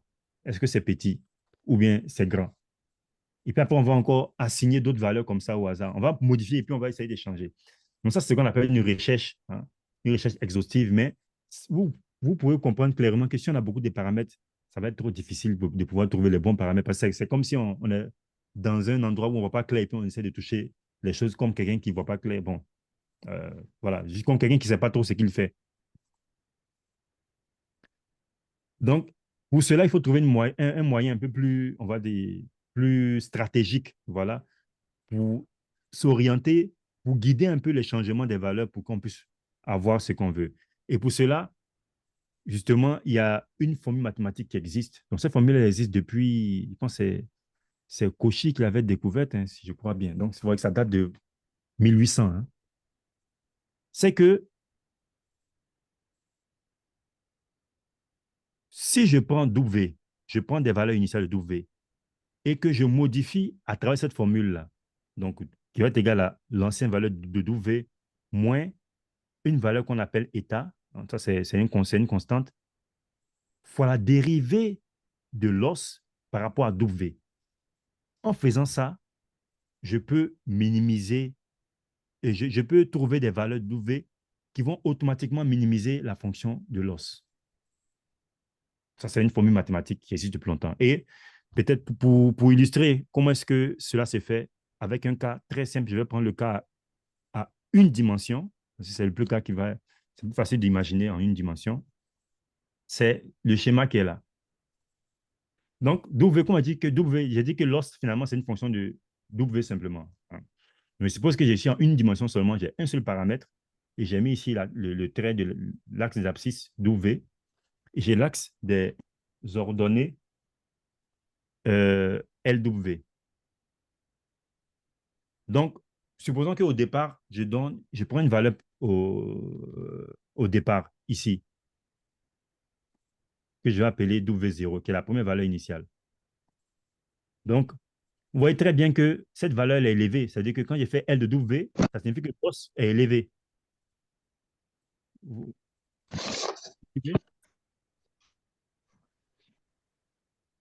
Il y a une question, vous arrivez à suivre là? Oui, on vous suit, docteur. On vous suit On arrive à parfaitement. Ça va. OK. Mhm. Donc, là, le loss, il est élevé. Et l'idée, c'est quoi? C'est qu'on veut trouver le W ben, qui me ramène quelque part ici. Parce que la valeur du loss de ce W-là, il est très petit. C'est ça, en fait. Ça peut se résumer à ça, ici. Donc, comment je réussis à pouvoir me déplacer stratégiquement pour pouvoir arriver là? Et regardez cette formule-là, comment elle fonctionne. On a une dimension, hein, donc on sait très bien que la dérivée, c'est un peu la tangente là. Hein, on a vu ça un peu, je pense, au collège-lycée. Et la dérivée en général, qu'est-ce qu'elle est? C'est la différence. Hein. Vous connaissez le taux de variation. La dérivée, c'est f de x. Bon, il y a plusieurs formules, mais il y a la formule fx plus h, c'est-à-dire x qui est avancé d'un petit point, moins f de h, et le tout divisé par un h. En fait, c'est une variation, en fait. On essaie de mesurer la variation pour voir comment ça évolue. Donc, étant ici, si je calcule la dérivée en ce point-là, je vais prendre un autre point qui est un peu à l'avant ici. Voilà. Donc, la petite distance qu'il a entre les deux, c'est le h. Donc, je vais passer de ce W0 plus h, ça va être celui qui est ici. Et je vais faire WH. Mais si je fais la projection sur L de W, qui est en fait F de X plus H, hein, vous voyez que le premier point là, il est plus grand que le deuxième. Donc, la dérivée, en fait, elle est positive. Puisque du premier... attends, non, excusez-moi, désolé. Puisqu'on on fait d'abord le deuxième point. Donc, c'est celui qui est à droite après, moins le premier. Voilà, c'est ça. Donc, ici, ce point-là, lui, ben, il est inférieur à celui qui est en haut là. Donc, la dérivée, en fait, ici, elle est négative. Hein. Vous pouvez voir. Hein. Est-ce que c'est clair que la dérivée est négative? Puis la dérivée, en fait, si vous voyez, elle suit un peu le sens de la fonction. Vous voyez, la dérivée ici, elle est comme ça. Voilà la direction. Elle est négative, en fait. Puisque quand je prends 2 points, celui qui est après, là, sa valeur, elle est inférieure. C'est-à-dire, voilà ce qu'on a. On a f de x plus h qui est ici, ou même de w0 plus h, est inférieur à et plutôt, c'est une erreur ici, hein, désolé, c'est f de x ici, le point précédent. Donc, x avancé de h moins la position initiale qui est x. Donc, on voit clairement ici que le f de W0 plus h est plus petit. Vous voyez très bien, hein, est plus petit que f de W0. Donc, ça veut dire que la différence là sera négative. Est-ce que c'est clair? Oui, docteur. Oui, monsieur, c'est très clair, monsieur. Donc, la différence, elle sera négative. Donc, ça veut dire que la dérivée, elle est négative. Donc, regardez bien, la dérivée, celle qui est là, elle est négative en ce point-là. Et le état, là, c'est un paramètre qui est figé. Hein. On donne une valeur, mais qui est toujours positif. Donc, ce qui signifie que W on va faire moins une valeur qui est négative. Puisque un nombre positif fois un nombre négatif, ça donne un nombre qui est toujours négatif.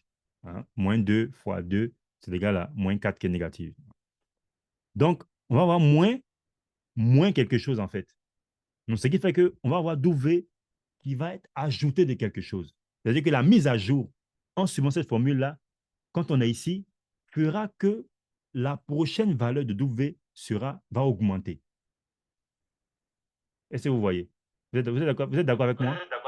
Oui, c'est logique, c'est normal, monsieur. Donc, vous voyez qu'en faisant ça, le W va bouger, il risque de bouger dans ce sens-là, et puis peut-être il peut arriver au prochain point ici. Vous voyez? Et donc, là, on peut voir que ben, voilà, le loss a vraiment diminué. Donc, vous voyez que cette formule-là, c'est une formule qui est vraiment qui marche en fait. Et le même principe, comme j'ai dit tout à l'heure là, parce que si je prends ce point et celui qui vient après, parce que la courbe de la fonction descend, on aura toujours le point suivant qui aura la valeur plus petite que le point précédent. Donc, ça sera encore négatif, ça va encore avancer là. Et ça va avancer et ça risque d'arriver ici. Et vous connaissez bien la propriété de l'extrémum local. C'est que comment elle a dérivé en un extrémum local là? Quelle est la valeur de la dérivée? Quand on arrive à un nombre Monsieur, local. elle est nulle, monsieur. Elle est nulle, voilà. Donc, ça va être égal à 0. Ça signifie que quoi? W ne pourra pas changer. Il va rester toujours figé. Donc, il reste bloqué au minimum. Donc, il ne va pas encore avancer pour sortir du minimum. Donc, vous voyez que la formule elle est assez intéressante. Maintenant, juste pour vous, pour que vous pouvez dire, bon, j'ai choisi ce côté-là, ça tombe bien. Mettons-nous sur ce côté-là. Ici, si je prends, bon, je me mets ici plutôt, de ce côté-là. Si je prends le point suivant qui est là-bas et que je fais la projection, vous pouvez voir que le point suivant est plus grand que le point précédent. Donc, on aura un autre sens de l'inégalité. Où se trouve le stylo là? Voilà. Donc, on va avoir une autre inégalité ici. On aura plutôt, lui, il est plus grand. Le point suivant est plus grand que le point qui est avant. Donc, la dérivée sera positive. Et donc, si la dérivée est positive, on n'aura plus de moins qui fait plus. On aura un moins. Donc, le W qui est là-bas va reculer avec cette formule-là. C'est-à-dire que la mise à jour va faire que le W va reculer pour revenir encore vers ici. Vous voyez que cette formule-là fait que, quelle que soit la position, on va toujours revenir vers le minimum local. Et ça, c'est une stratégie qui permet de pouvoir aller directement vers le minimum. Au lieu d'essayer une valeur et puis de voir le résultat, essayer peut-être 50 000 fois et puis maintenant voir dans tous ces 50 000 fois-là combien quelle est la valeur qui a minimisé. Sachant que les nombres sont infinis, c'est-à-dire qu'on ne peut pas rester à explorer tous les nombres possibles. Vous voyez que ça va rendre la recherche très longue et donc l'apprentissage très, très, très long. Et on n'a même pas encore de garantie qu'on va trouver une bonne valeur en essayant chaque partie de nombre. Mais avec ça, par contre, vous voyez que c'est assez stratégique. Le changement se fait de sorte que le mouvement se fait dans le sens du minimum local. Donc, voilà la formule aujourd'hui qui est utilisée. Hein. Donc, c'est ce qu'on appelle la descente du gradient. Vous allez entendre parler de la formule de la descente du gradient parce qu'on on descend vers le minimum. Donc, l'idée vient de ça. Donc, voilà une formule mathématique qui permet de pouvoir automatiquement changer les paramètres de sorte à minimiser en même temps le loss, qui est en fait l'écart entre ce que le réseau a produit et le vrai résultat auquel on s'attend. Est-ce que c'est clair? Très clair, monsieur. Voilà. Donc, avec ça, on a défini les trois éléments. Donc, on a défini entièrement notre réseau de neurones, le perceptron multicouche. Donc, si on a des données entrées et puis des sorties, on a une garantie parce qu'on voit que la formule mathématique, elle est claire. On a une garantie que, en tout cas, si les données sont, les entrées X et les Y sont assez riches, on pourra avoir, on va dire, un état de W. Donc, quand il dit un état, je vais parler des valeurs. On pourra converger vers des valeurs de W qui nous permettent de pouvoir avoir un bon minimum et donc de pouvoir réaliser la tâche qu'on veut. Voilà. Donc, ici, bon, je pense que le temps il est avancé. Hein. Donc, je vais essayer de clôturer là avant qu'on au moins finisse cette partie là. Comme ça, la prochaine fois, on va venir dans le code pour pouvoir voir ça dans le code. Donc, ici, j'ai rappelé rapidement la mesure de performance, en fait, formellement, donc j'ai donné une définition un peu informelle, mais formellement, en fait, c'est ce qu'on appelle une mesure de divergence. Donc, il y a un domaine mathématique qu'on appelle, voilà, les mathématiques, surtout l'étude des probabilités, ou des distributions de probabilités. Et c'est en fait ça que ça mesure une distance entre deux distributions de probabilités. Donc, j'ai une distribution de probabilité et une autre distribution de probabilité, et puis je peux calculer la différence entre ces deux distributions-là.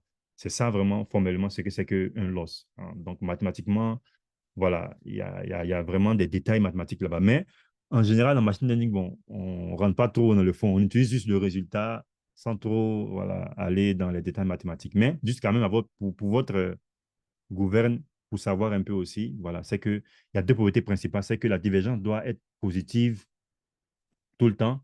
Et puis, quand la divergence entre deux distributions est égale à zéro, ça signifie que les deux distributions sont pareilles. Donc, c'est exactement ce qu'on veut. Hein. Si on a eu le loss qui est égal à zéro, c'est que les deux résultats sont quasiment les mêmes. Et j'ai rappelé ici rapidement que la divergence n'est pas en général commutative ou bien symétrique. La divergence de P et Q n'est pas celle de QP.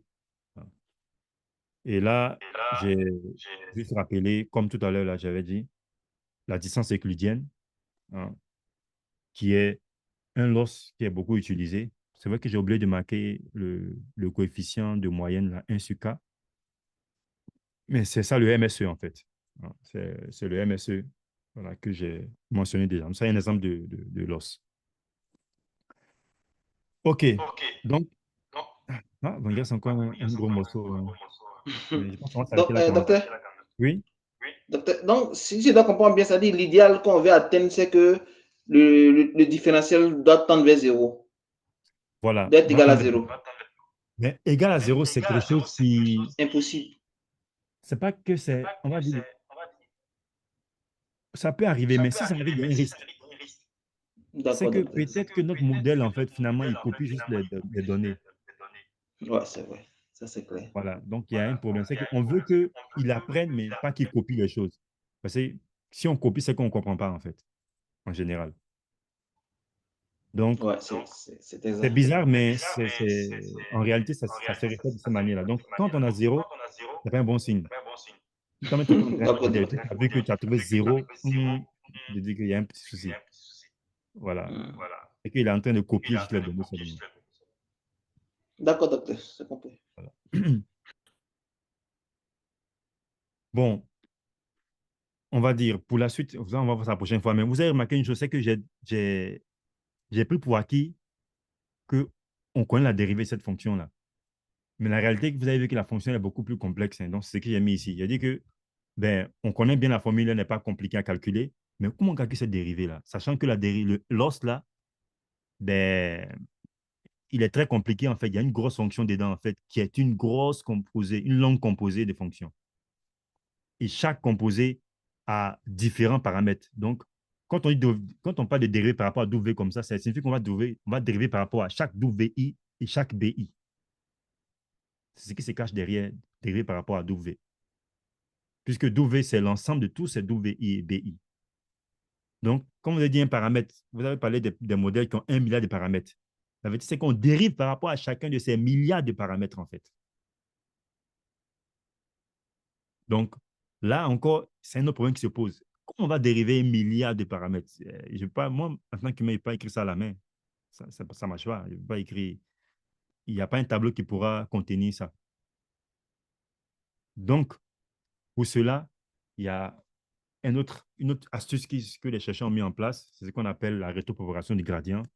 Bon, ça, je pense qu'on va s'arrêter là pour aujourd'hui. On va voir ça la prochaine fois, qui permet de pouvoir calculer maintenant cette dérivée-là. Comment on calcule cette dérivée-là? La réponse, c'est la rétropropagation du gradient. Voilà, on va voir ça la prochaine fois. Et puis, on va voir une application, hein. Donc, je pense que ce n'est pas trop long. Il y a quelques formules là. Mais après, on va passer juste voilà, à l'application. Et puis, on va voir dans le code comment ça se reflète dans le code. OK. Donc, merci pour votre participation active. Donc, on va s'arrêter là. S'il y a des questions par rapport à ce qu'on a vu jusqu'à présent, est-ce qu'il y a des questions? Bon, monsieur, moi, ma question, je vais garder ça pour la prochaine séance. Temps de chercher un peu. OK, d'accord. Pour les autres, ça va? Bon, monsieur, c'est pratiquement même chose. On va essayer de bosser ça et puis la prochaine séance sera poser des bonnes questions. Docteur, s'il vous plaît, Oui. la présentation est mise à notre disposition ou bien ça, Oui, c'est oui, votre oui. En problème. fait, non, non, je vais mettre ça. Bien sûr que je vais mettre ça. Bon, je n'ai pas encore mis sur la plateforme, mais je vais le mettre sur la plateforme. D'accord. Je Là, vais mettre ça. on va reprendre, on va revoir et puis on va apporter certaines questions. Docteur, D'accord. Oui? et ce document-là, PowerPoint, on pourra l'avoir aussi? Oui, c'est lui que je parle en fait. Je parle de PowerPoint. Ah, d'accord, super. OK. Bon, allez, donc, bonne soirée. Il fait déjà un peu tard. La prochaine séance, c'est demain. Oui, oui, demain, à 20h encore. D'accord. Bon, je vais, l'enregistrement, là, comme voilà, quand ça sera prêt, bon, je vais stopper déjà. Stop recording.